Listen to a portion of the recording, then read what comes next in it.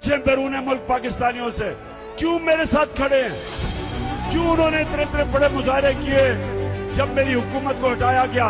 क्योंकि वो तरसते हैं कि कोई उनके मुल्क में एक खुददार लीडर आए ताकि उनको शर्मिंदा ना कराए कि हमारा इंसाफ का निजाम बड़े बड़े डाकुओं को नहीं पकड़ सकता, सिर्फ छोटे चोरों को जेल में डालता है। भैंस चोरी कर ली तो गाय और ये बकरियां चोरी कर ली या मोटरसाइकिल, वो जेल में। बड़े बड़े डाकुओं को नहीं पकड़ता।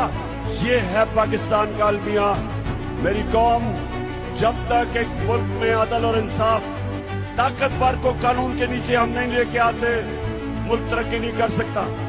तो ये है हम सब की जंग। नौजवान, आप सब की जंग एक ही है, जो मेरे नबी सल्लल्लाहु अलैहि वसल्लम ने कहा था कि कोई कौम जो ताकतवर डाकुओं को नहीं पकड़ती और सिर्फ छोटे चोरों को पकड़ती है, तबाह हो जाती है।